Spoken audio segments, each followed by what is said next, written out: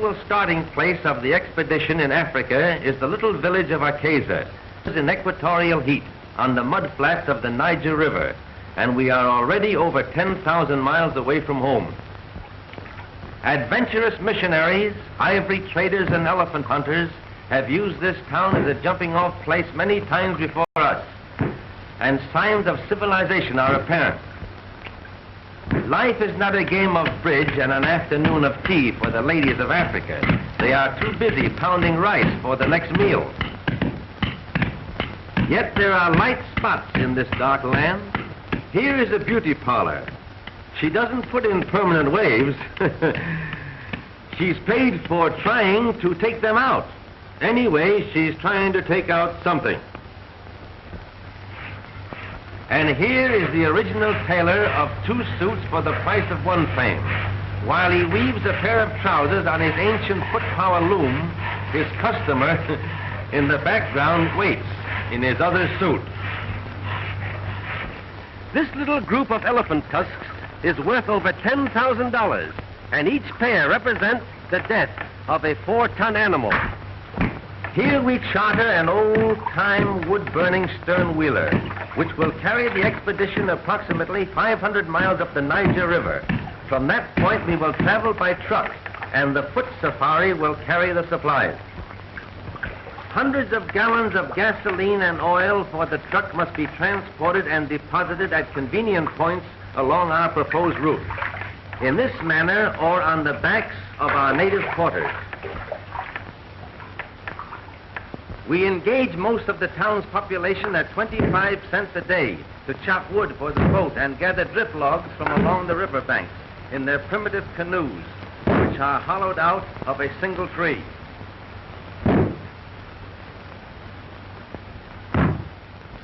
The foot safari of 200 natives are chosen from various tribes, and the immense amount of necessary supplies are divided into small loads, which they can carry on their backs far in advance of the truck and sound equipment. The fact that each tribe speaks a different language lessens the possibility of them all striking or quitting the expedition at one time. How would you like to carry 60 pounds on your head 20 miles a day in torturous heat? Finally, the entire expedition is loaded onto the steamship which will carry us up the Niger and into the heart of the dark continent. Then we will begin our great trek across equatorial Africa, where man is the prey of animals and animals the prey of man. Africa the unknown.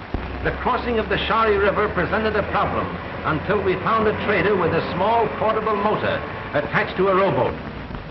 Our own men fashioned a flimsy raft of 3 dugout canoes, which didn't look very safe, but was better than nothing at all. So we put the truck on and took the chance of walking back if anything happened in midstream. Goodbye, everybody. However, many trips landed everything safely, and on the other side we met some lonesome Frenchmen who treated us to wine and a very fine dinner. They were surprised to find that we had come all the way from the west coast by motor. At last we arrive on the edge of the great Ituri forest, in which elephants, the largest of all animals, and pygmies, the smallest of men, are found.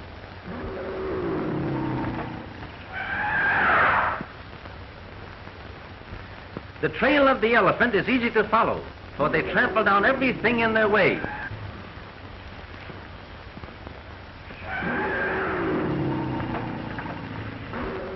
Larger in size, but comparable in bulk to the rhino, elephants differ greatly in brains. They are the wise, are the most stupid.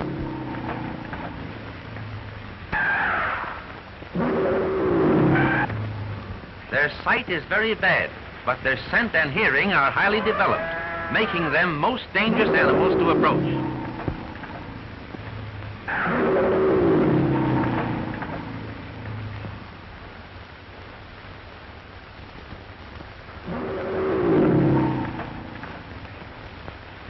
A family like this are very loyal comrades. They have been known to carry a wounded pal away from danger, supporting his immense body between them at the risk of their own lives. The African elephant, unlike his Indian namesake, has never been successfully trained for the use of man. Until recent years, ivory hunters penetrated the haunts of the elephant for centuries, killing millions of these majestic mammoths and taking away nothing but their tusks. We had been unable to find a route through the dense forest to the pygmy village, so we seized this opportunity to bribe our way with salt, which necessity of life is very difficult for them to obtain. Boy! Kuja hapa! Kuja! Kuja hapa! Here you are. They love it. Like a child loves candy. It's very scarce in the forest. Chumbi! Chumbi Mingi! Kuja!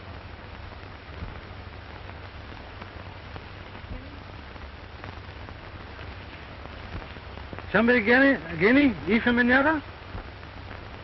Yo! Dito! He says he'll take us to the pygmy clearing if we bring plenty of salt. We better bring plenty of water. Something tells me he's going to be plenty thirsty. Finally, our little guide brought us to a clearing in the center of the deep Ituri forest, and hundreds of pygmies came from all directions to greet us. The average height is a little over 4 feet, and they rarely weigh more than 75 pounds, but they are well proportioned and comparatively strong. This is the smallest tribe of people in the world.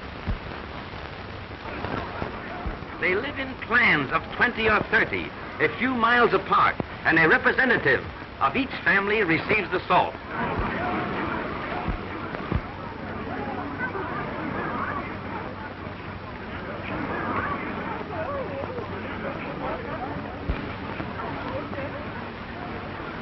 The clan leaders are in turn ruled by a great king who occupies his throne through blood succession, just like the crowned heads of Europe. He is honoring us by coming in from the depths of his forest capital. We wanted to pay our respects to His Majesty there, but the darkness in the interior makes photography impossible, and the king graciously offered to come to us in the clearing. He is comparatively young, and both he and his subjects show character and intelligence. In this, they differ from most of the other African tribes. Besides supplying music for the dance, these great tom-toms boom out messages in a code similar to our telegraphy. Everybody dances in Pygmy Land, and their chanting, while not particularly harmonious, has a fast rhythm that makes the feet want to do things. These are the original hot dogs. The Pygmies have practiced companionate marriage for centuries, long before Judge Lindsay was ever heard of. If a marriage doesn't take after a year's tryout, they start all over again with a new wife. No one is allowed more than one wife at a time, except the king. He gets 2 for safety's sake, to ensure a son and future king. These are the queens. They are very modest and shy when the king is around. According to scientists who have made a study of the past history of this race, the pygmy is not really a Negro, and their faces certainly show a great similarity to nearly every other nationality in the world.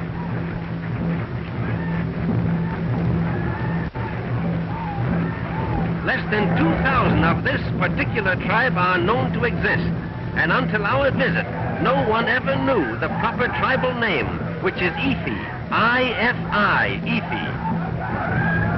Here is an unusual fact.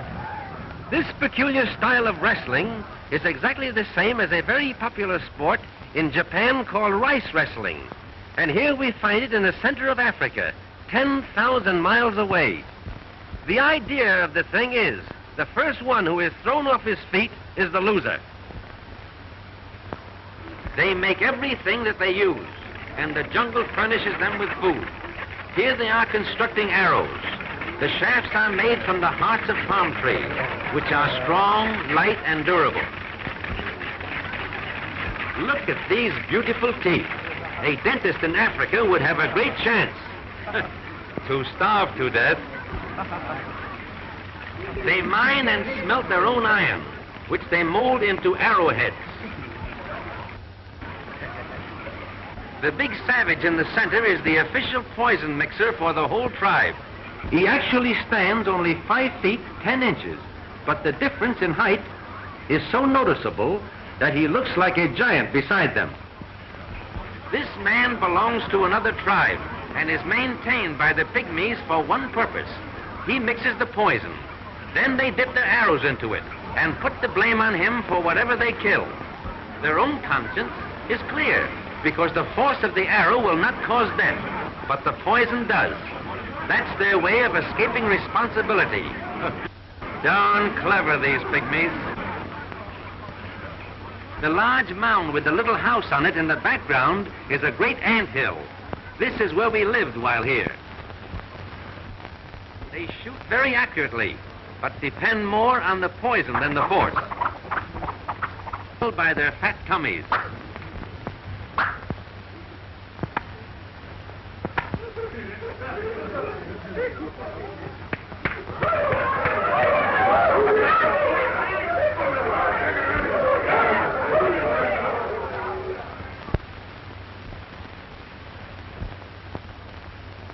But it is very hard to get close enough to photograph them. Any unusual noise on the sounds of every description. A cheetah slinks off, uttering his odd bird-like call. Unusual and rare baby bat-eared foxes run for their dugout, where they huddle close together and cry plaintively in fear for their lives.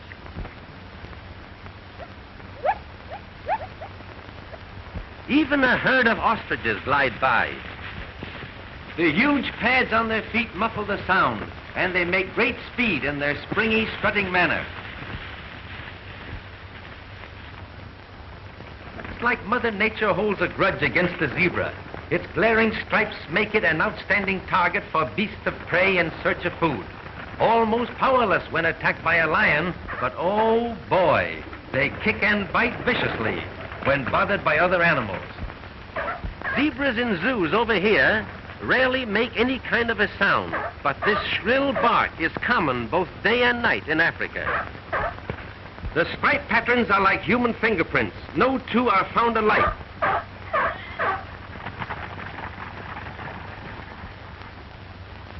They are often found grazing in company with a herd of topi, which are similar to a large American deer.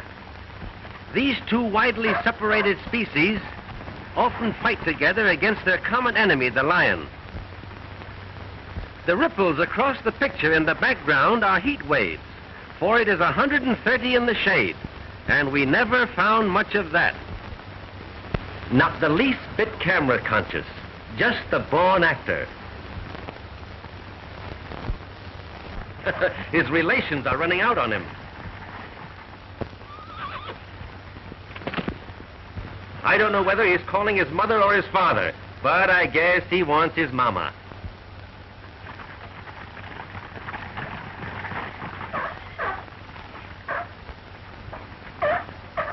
Though lions kill hundreds of thousands for food each year, the zebra still survives and increases in number, and their pounding hoofs in mad stampede can be heard on all the velds of Africa.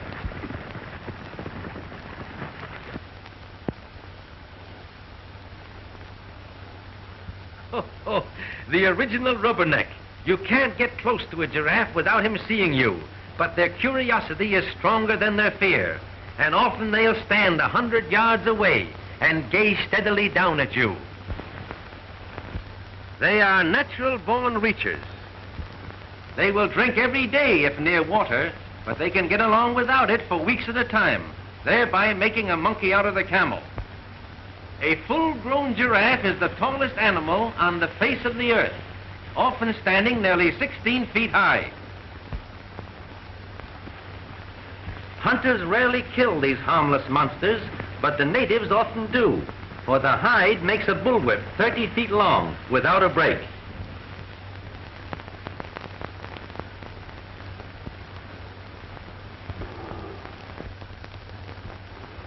Lion!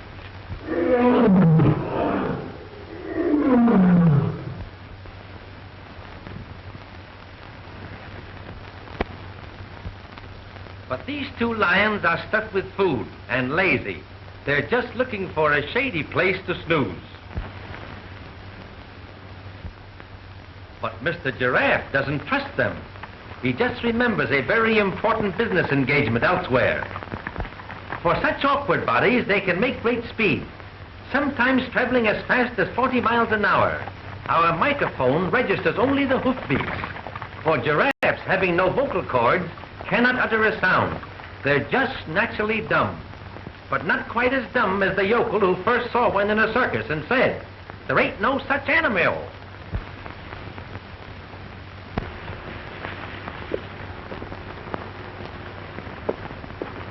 Here is a marvelous chance to study their peculiar rocking horse gallop. All 4 feet are never off the ground at one time. They were once called camel leopards, due to their leopard spots and their unusual ability to go without water. The huge legs, long neck, and sloping back make the giraffe appear clumsy. But notice how the head remains level, while the neck takes up the bumps like a shock absorber. They could run clear across the picture with a glass of water between their horns and not spill a drop.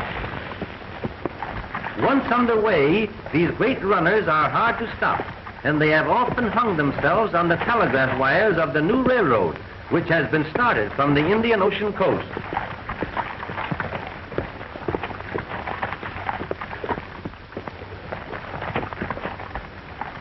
The little youngsters keep up with the old folks, even leading at times.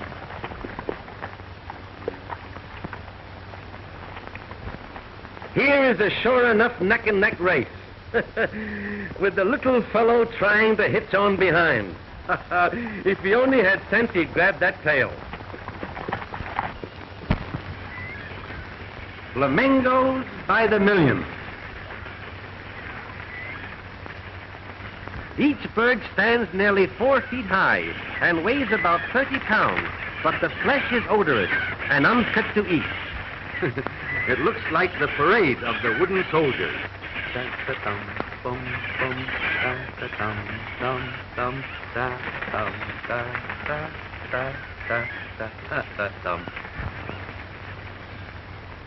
They appear to be floating, but in reality they are... It is an amazing sight to watch a flock numbering hundreds of thousands suddenly lift themselves into the air, so thick that they hide the sun. Thick is the reality of an artist's dream. A golden sun fades to a lovely pink in natural harmony with the color of the flamingo, that wing their way in vivid circles, but always within sight of the lake, which is their home in life and their grave in death. Watch the fish trying to gain the upper water so they can spawn in the place where they were born.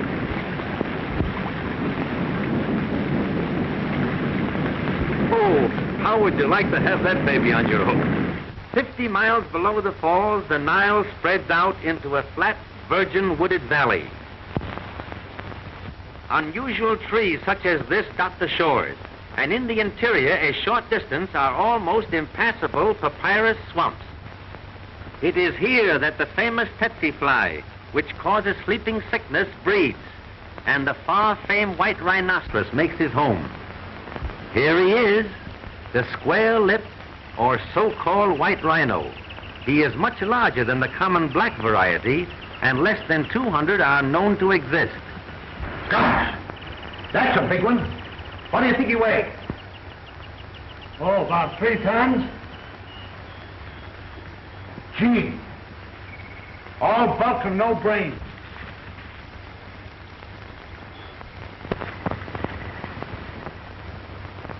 Charming fellow. He'd like to make friends with you, in his own way.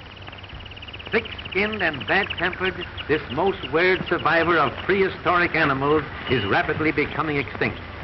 The horns are not bone, but consist of thickly compressed hair, which is valued at 3 times the price of ivory, because it is shipped to China, where it is considered the greatest of all medicine cure-all. Impala, Impala, the most graceful of all the antelope family. They always travel in herds of 100 or more through a park-like country. I'll make him show some action. Be careful. Don't hit him. I won't. When frightened, they jump, much like a kangaroo, but infinitely more graceful. The natives call this the dance of the impala, but we call it the dance of the leaping lena.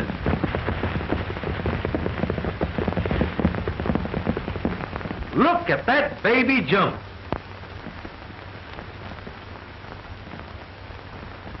If you notice, folks, the one without a hat is a distant relative to the Mexican jumping bean. No authority seems to know why the impalas jump. It's just another of those unexplainable mysteries of African animal life. When they stop, no amount of outside interference can stop them again.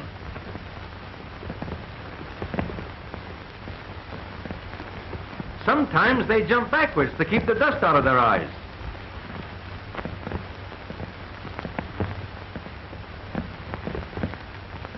They almost seem to have wings as they literally glide through space. Their lithe bodies sail through the air for as much as 40 feet in a single jump, and 12 to 15 feet high, but sometimes higher in the spring.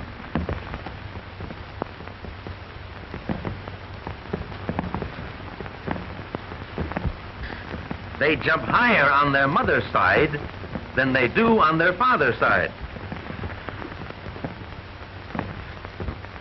Here's a great job for a cowboy, breaking in one of these things.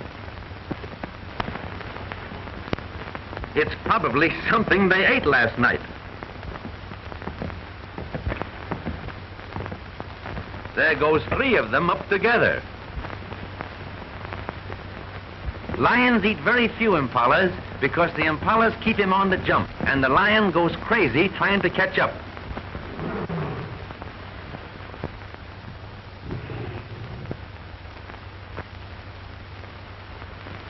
Like a buffalo, they act like a cow and make a noise like a lion, all of which means that something went wrong somewhere. With their shaggy manes and heavy forequarters, they remind one of the American buffalo, but only at a distance, for they are much smaller. They always roam through fairly open country in great herds, and when the sun is in back of them, their white beards make them visible for miles.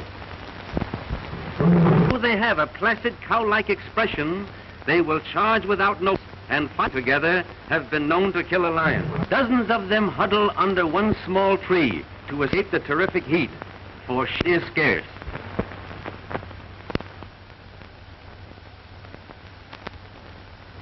Though there are many hardships connected with an expedition of this kind, the charm of Africa lies in the ever-changing things of interest. You never know what to expect just around the corner. Paul! What is it? Look at those big grasshoppers. Grasshoppers, nothing. Those are Abyssinian locusts. The whole belt will soon be black with them. We'll have to cover everything up. Come on. Go and get that camera, quick. Charlie, you'll have to cover that truck with the cameras and tie it down tight. All right. Yango! Come on, Yango. Hurry up.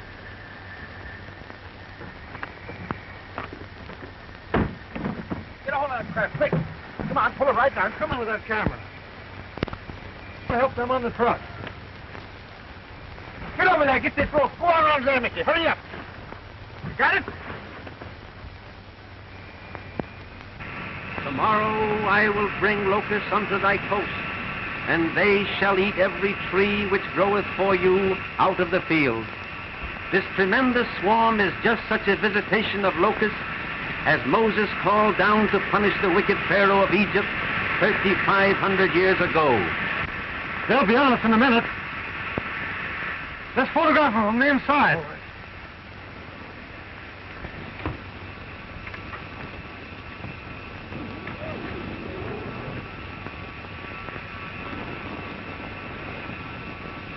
The windows of the tent were especially constructed of flexible isinglass, through which photography is possible. Swarms such as this have been known to be 50 miles in width and 100 miles long, and often they'll fly several hundred miles in a day. They strike terror into the hearts of man and beast, and natives in a stricken territory watch with feverish anxiety as the creatures fly overhead, praying that they will continue their flight without alighting to devour their crops and ruin their food supply. They hit the tent like hailstones. Are the boys safe? Yes, I put them in the cab of the truck. Like an enormous storm of black flakes, they cover the earth in a ravenous horde, eating every bit of grass in their path. Every animal leaves the stricken area, and hundreds die in their frantic efforts to shake off the pest.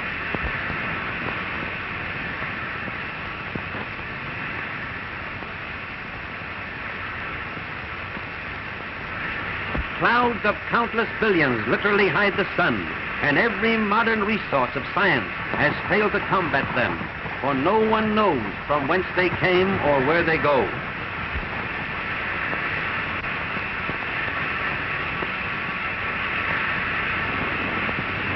Hand of a higher power, the wildebeest know by instinct that the only way to escape disaster is by taking a course at right angles to the wind, because the locusts fly with the wind. It is estimated that there are about 60,000 locusts to the square yard, and a swarm such as this covers millions and millions of square yards. Unlike the Bible plague of old, the present plague is no respecter of race, creed, or country.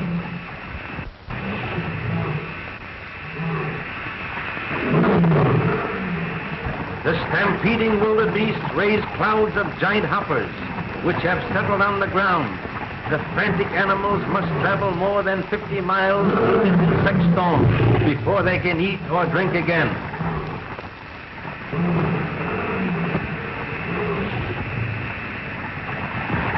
In the evening, they continue to come down from the sky in millions, settling on every bit of green vegetation in the countryside.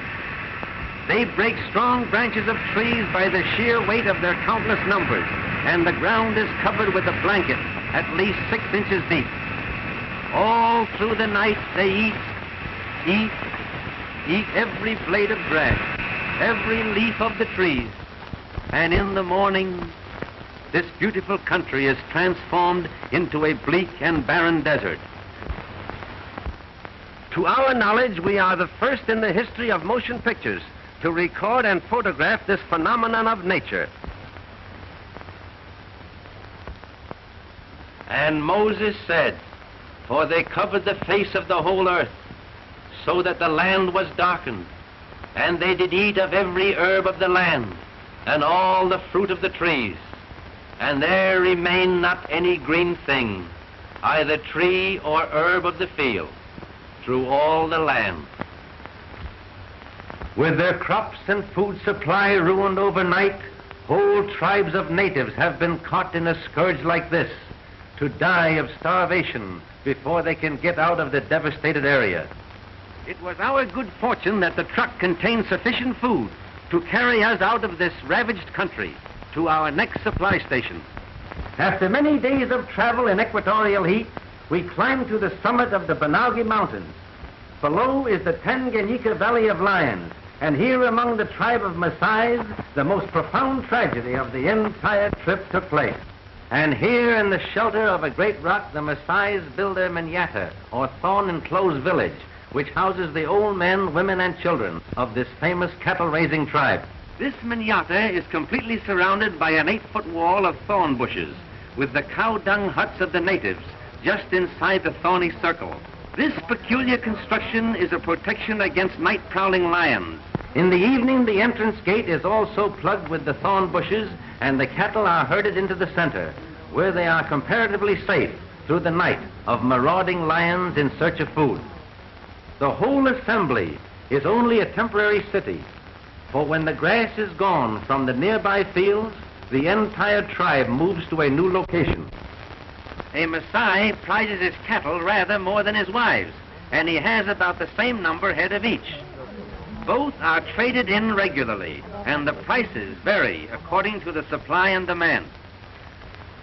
The old chief told us the average price per maiden is 1 steer, 2 cows, and a keg of honey beer.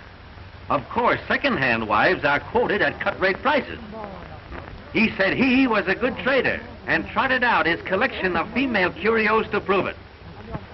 It is the duty of the Maasai women to take good care of the calves as well as the children, and the chief apologized for those of his wives who were out helping the cows.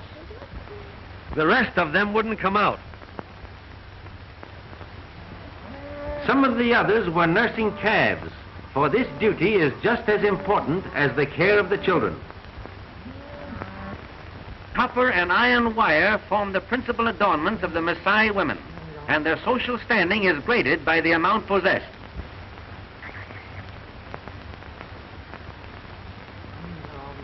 Some of the favorites can hardly lift their arms because of the weight of the many metal rings for which the fond husband has traded his precious cattle. The cattle spend the night in the circle of thorns, and at daybreak they are turned loose to graze on the plain. No Maasai ever eats meat. They live entirely on an atrocious curd made from milk and blood, both of which are drawn from the cows. Even in times of starvation and drought, they die by hundreds rather than eat the meat of the cattle, which they persist in treating as ornaments. They are slightly smaller than our cattle, and each has a peculiar hump on the back like that of a camel. While his youngest son attended to the cattle, the kind old chief instructed his oldest boy, Kega, to show us around and help however he could in our purpose to secure close-up scenes of wild lions.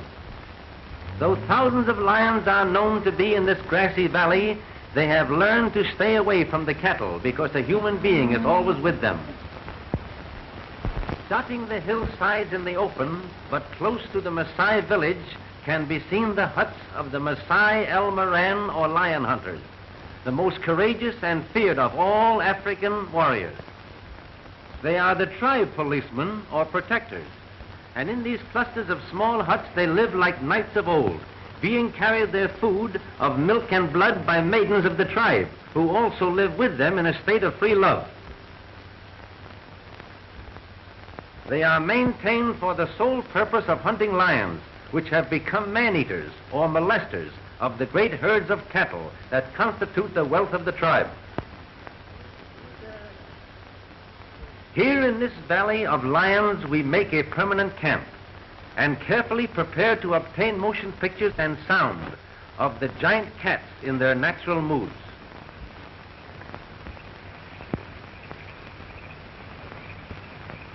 You know, this reminds me of a duck blind back home. That's practically what it is, except that we're hiding a camera instead of a gun.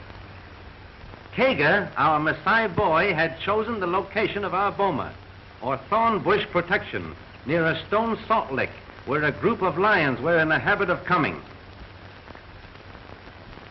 On his ant-hill throne he scans his realm, always in search of an unwary wildebeest, zebra or warthog, which will afford a target for his hunting skill or satisfy his enormous appetite. They prefer zebra meat to any, and kills like this are to be seen nearly every day. Next to the zebra, harmless gazelles make easy prey for even the smallest of the killers. A hungry lion will stalk and kill any animal it sees, and there are few, with the exception of the rhino and elephant, which are comparatively safe.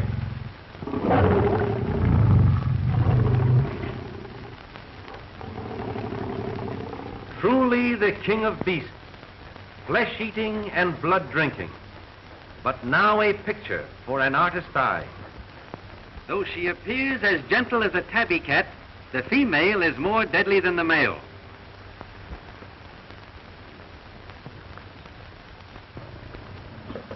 Look, she sees us. Quiet. Look out. Here is a remarkable photograph. 2 lions have made a wildebeest kill, and the herd can be seen in the background, even before they had a chance to get away. Even at that, some of the best pictures escape our camera. For instance, we saw this great female leap clean over the hedge in the background, carrying a 200-pound gazelle in her teeth. Lions are not supposed to be able to climb trees. But how would you like to be where the meat is?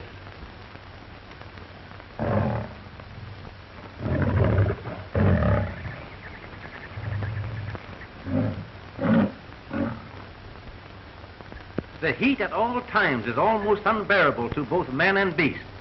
In the middle of the day, when the sun is white hot, they huddle under scraggly trees for what little shade there is.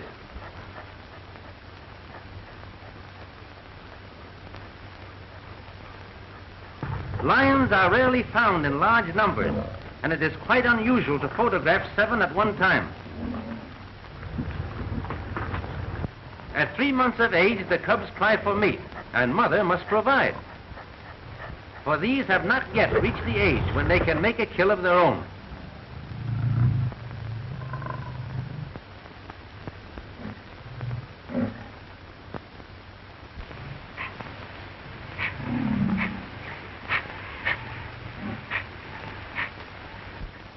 While we were in the boma, the lions inspected our truck, even attempting a small attack on this unusual stranger.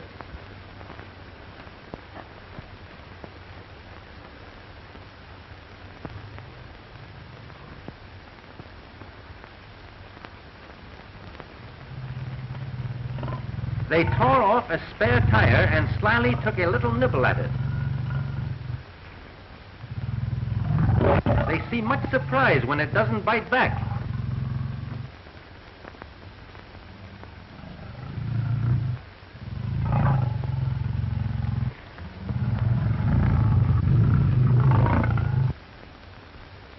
There is a widespread belief that lions live in the jungle, though the truth is just the opposite. They are always found in open grassy plains, because the lion is a meat eater, and he feeds entirely on animals, which in turn live off the virgin grass of the open country.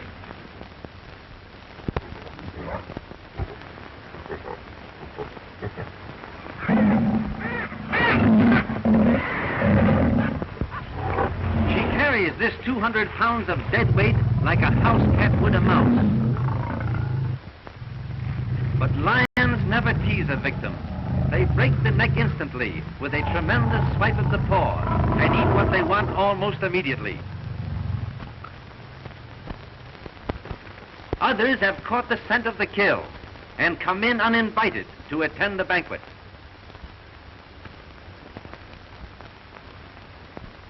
Shooting the prowlers of the plains with a camera is much more difficult than with a gun and brings one in closer contact with them.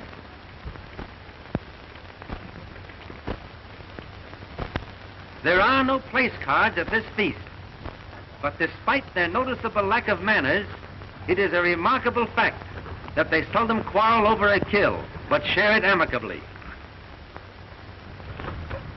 So great is a lion's appetite that he must make a kill every 2 days in order to exist. The thousands of lions in this section kill hundreds of thousands of animals each year for food alone. In their natural state, active lions are seldom found with great shaggy manes, like those in a zoo, because the long hair is caught on bushes and torn by the thorn trees.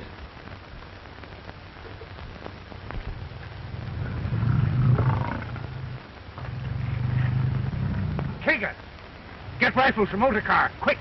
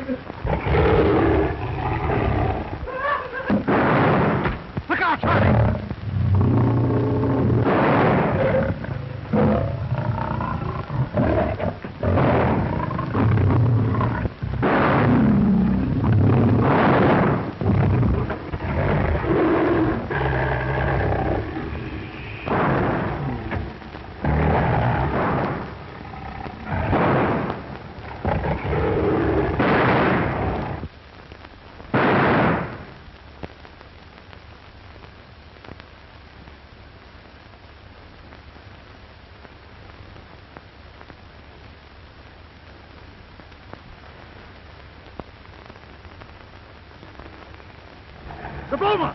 Quick!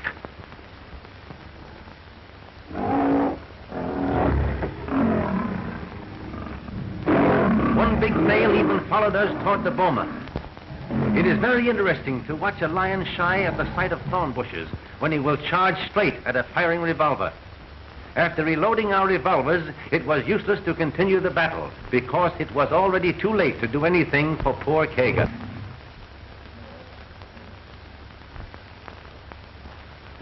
Handicapped as we were, with the rifles in the truck, we were forced to wait the rest of the afternoon for the lions to leave. Finally, 5 out of the 6 which were around us trooped off behind the leader. Only one of the man-eaters remained at the kill. A flock of vultures awaited his departure, and behind them in the distance, a ring of cowardly hyenas also await turn.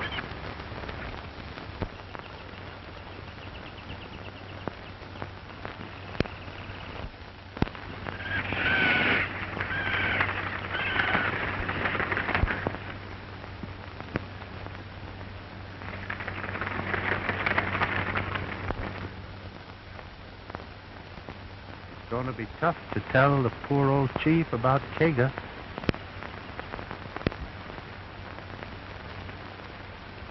Come on, let's go.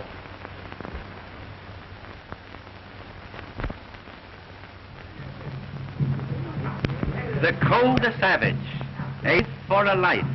The council of the elders are meeting to decide which of the younger warriors shall be sent out after the lion. They have long been accustomed to kill with the spear, lions which are man-eaters or their cattle.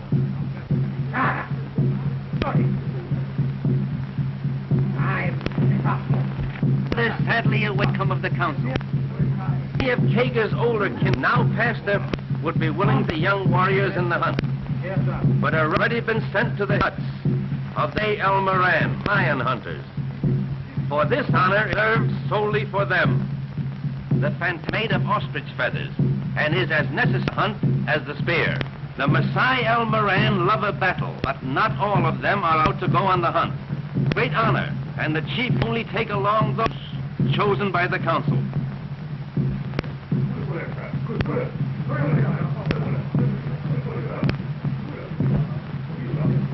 Most of the younger warriors wear headdresses made from the manes of the lion they have killed. All their lives they have lived foods, blood, milk, and water, and they are as fit as lions they hunt, cruel and fearless. They let us come along to photograph the hunt, only on our solemn promise not to shoot the lion.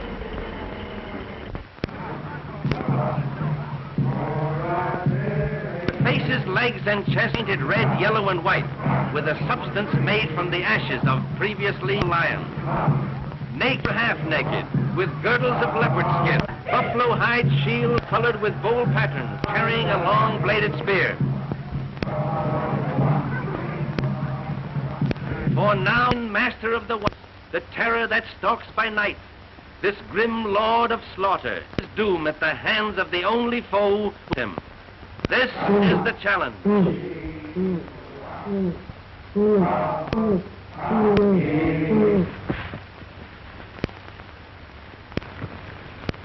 They in unison, the sun, and moon fierce singing builds up a furious wrath at the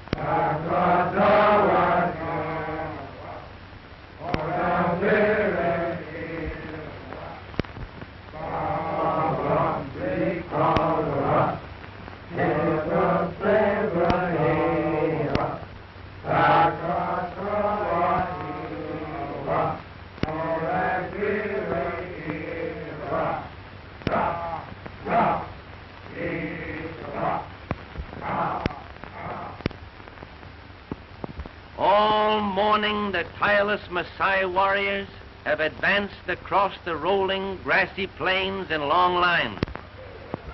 beating across a circle 12 miles in diameter, lie as panthers, their great muscles rippling under their smooth, dark skin. Suddenly, a short distance ahead, a great female spied us and darted off to the right. We were happy to shoot her, but we could not break our promise with the Maasai chieftain. Now the hunters divide, form the final circle around east. The razor-sharp spearheads glint like silver in the sun rays, and their savage yells become shrill in anticipation of victory. The lioness takes temporary refuge in the weeds, and now we see that there are two of them, but it is too late to inform the Maasai. In small groups, the spearmen come closer and gradually form the ring of death. One by one, they take their ring, and each, when he is near enough, crouches behind his shield. Spear in hand, his eager face gleaming over the rim. Shields held steady to body, and quivering spears poised for instant action, the men in front brace themselves for the shock of the rushing charge. The lioness watches them closely, unafraid, and seemingly withholding her charge until they are ready. At last, the tense ring is complete. It is a wild sight, the ring of spearmen intent, silent, bent on blood, and in center, a great man-killing beast. This ring, once formed, must not be broken, for the man who steps back in face of a charge is forever branded a coward. Finally, with a tremendous roar, she charges. The crowded moment begins. The leader plunges his beast. Strikes him. He's down. His shield protects him. He's up again. Not a man's back. Sudden spears drive clear to the ferocious beast. Look out! There's another! It's the male, fighting to protect his own.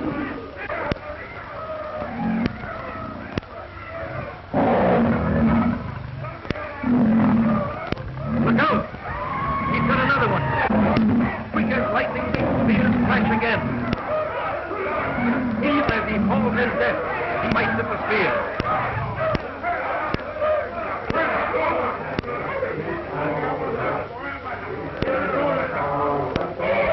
The first half-dozen spears have done the work, and Kega is avenged. The whole thing is over in 30 seconds, but in seconds. Excited, them wild with savage, and we wondered if to us next. The chief takes away the knife, whose wild frenzy seems to be getting the best of him.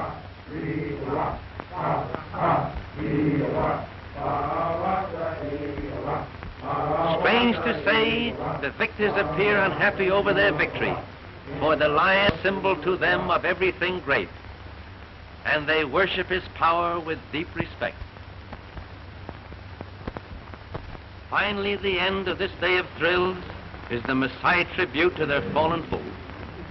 Reverently, they move the carcass of the lion on another spot than that on which it died.